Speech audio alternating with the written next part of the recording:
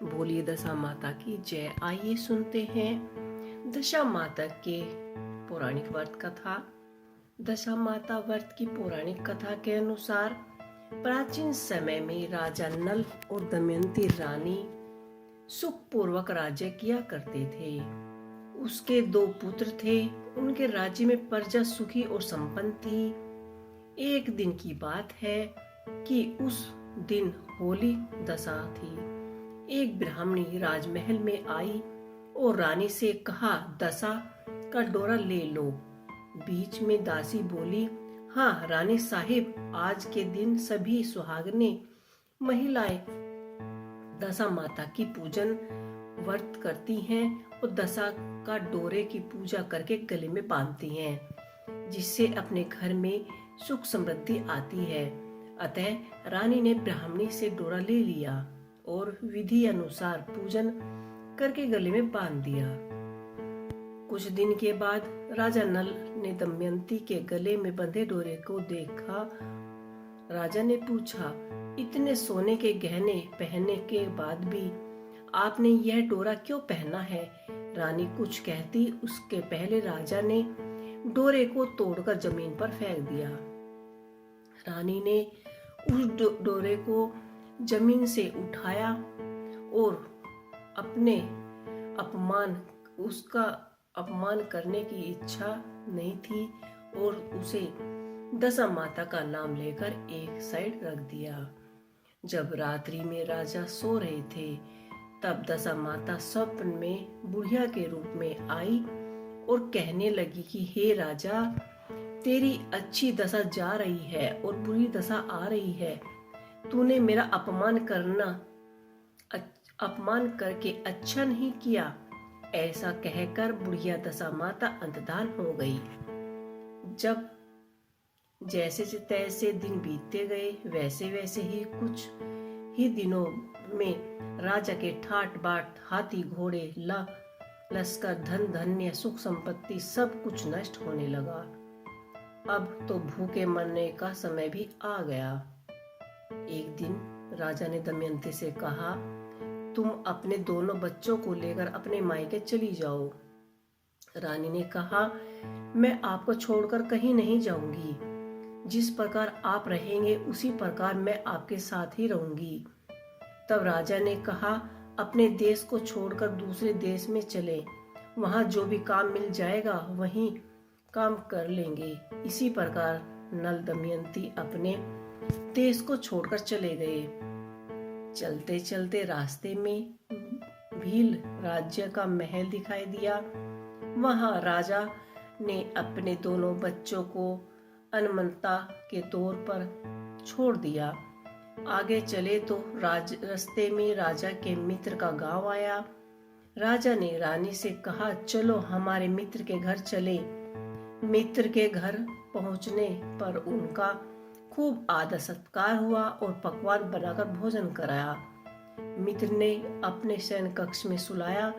उसी कमरे में मोर की आकृति की एक खूंटी पर मित्र की पत्नी का हीरो का हार टंगा हुआ था।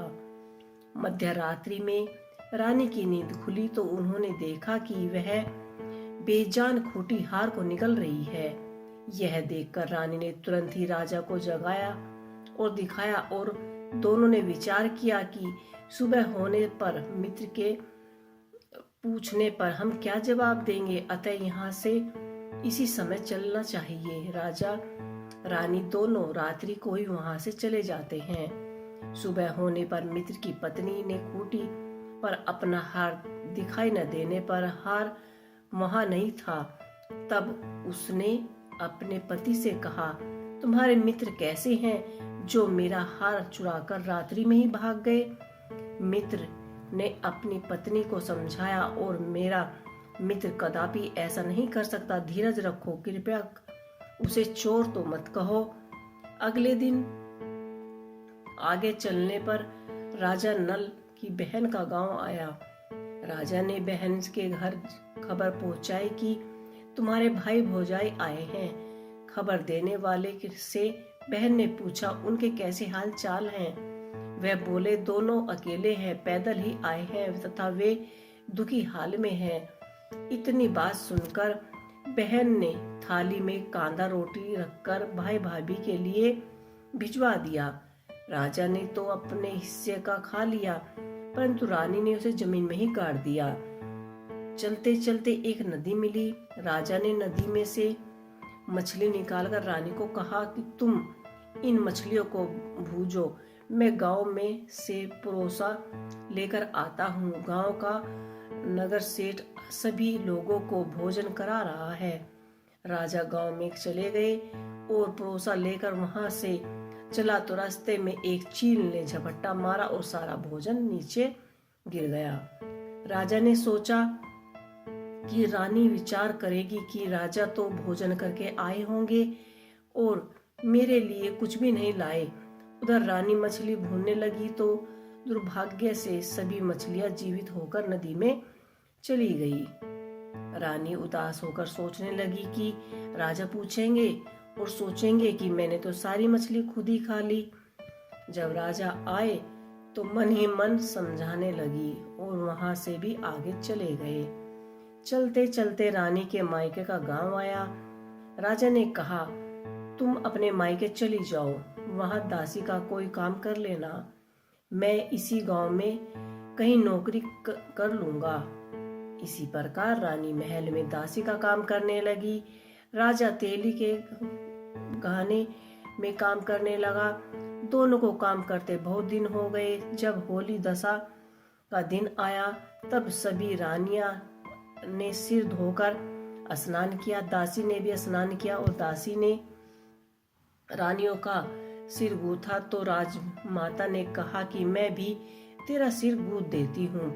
ऐसा कहकर राजमाता जब दासी का सिर गूंथने लगी तब उन्होंने दासी के सिर में पद चिन्ह देखा।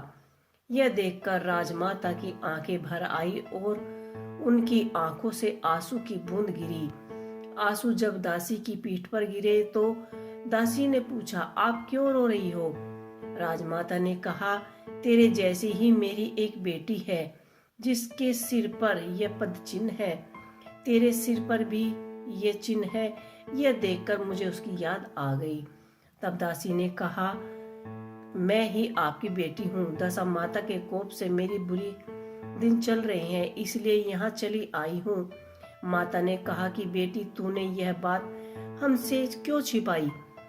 दासी ने कहा, मैं सब कुछ बता देती तो मेरे बुरे दिन नहीं कटते। आज मैं दशा माता के व्रत करूंगी तथा उनसे गलती की क्षमा याचना करूंगी। अब तो राजमाता ने बेटी से पूछा, हमारे जमाता कहाँ हैं? राजा कहाँ हैं? बेटी बोली, वे इसी गांव में किसी तेली के घर काम कर रहे हैं। अब गांव में उनकी खोज कराई गई, उन्हें राजमहल ले जाया गया। जमाई राजा को स्नान कराया, नए वस्त्र पहनाए और पकवान बनाकर उन्हें भोजन कराया। अब दशा माता के आशीर्वाद से राजा नल और दमयंती के अच्छे दिन लौट आए। कुछ ही दिन उन्होंने वहीं बिताने के बाद अपने राज्य लौटने को कहा। दमयंती ने पति और पिता ने खूब सारा धन, लश्कर, घोड़े, हाथी, बेटी, जमाई को दान में दिए और उन्हें विदा किया। रास्ते में वही जगह आई जहां रानी ने मछली को भूना था और राजा के हाथों से चील ने झपट्टा मारने से भोजन जमीन पर गिर गया था। तब राजा ने कहा, तुमने सोचा होगा कि मैंने अकेले ही भोजन कर लिया है, परंतु चील ने झपट्टा मारकर सारा भोजन नीचे गिरा दिया था। अब रानी ने कहा, आपने सोचा होगा कि मैंने सारी मछली खुद ही खा ली है, लेकिन वे सारी जल में अपने आप ही चली गई। चलते चलते अब राजा की बहन का गांव आया। राजा ने बहन के यहाँ खबर भिजवाई। खबर देने वाले से पूछा, वे किस हाल चाल में है, कैसे हैं? उनसे बताइए कि मैं बहुत ही अच्छी दशा में हूँ। उनके साथ हाथी, घोड़े, लश्कर है। यह सुनकर राजा की बहन मोतियों की थाल सजाकर लाई। तभी दमयंती ने धरती माता से प्रार्थना की और कहा कि माँ, आज मेरे अपमानित मुझे वापस दे दो। यह मेरी अमानत है। कहकर उस जगह को खोदा जहां पर कांदा रोटी गाड़े थे। खोदने पर रोटी तो सोना और कांदा चांदी हो गए। ये दोनों चीजें देखकर बहन की थाली में डाल दिए और आगे चलने की तैयारी की। फिर वह मित्र के यहाँ पहुंचे। उनका सम्मान खूब आदर सत्कार किया गया। रात्रि विश्राम के लिए उन्हें उसी कक्ष में सुलाया गया। मोरनी वही खूंटी के हार निगल जाने के बाद उन्हें नींद नहीं आई। आधी रात्रि के समय वही मोरनी वाला खूंटी हार उगलने लगी तो राजा ने यह सारी परिस्थिति अपने मित्र को दिखाई। उनकी पत्नी को जगाकर उनको दिखाया। उसका यह हार तो उसने निगला था। उन्होंने सोचा होगा हमने चुरा लिया है। दूसरे दिन प्रातः नित्य कर्म से निमट कर वह वहां से भी चल दिए। वे भील राजा के यहाँ पहुंचने और अपने पुत्रों को मांगा तो भील राजा ने देने से मना कर दिया। गांव के लोगों ने उन बच्चों को वापस दिलाया। नल और दमयंती अपने बच्चों को लेकर अपने राजधानी के निकट जा पहुंचे। नगरवासियों ने लश्कर के साथ उन्हें आते देखा। सभी ने बहुत ही प्रसन्न होकर उनका स्वागत किया और गाजे बाजे ठाट बाट के साथ महल में जा पहुंचे। राजा का पहले जैसे ठाट बाट हो गया। राजा दमयंती पर दशा माता का जो भी प्रकोप हुआ था वह सब खत्म हो गया। तो हे दशा माता, जैसे आप राजा पर प्रसन्न हुई ऐसे सभी पर प्रसन्न होना। जय दशा माता।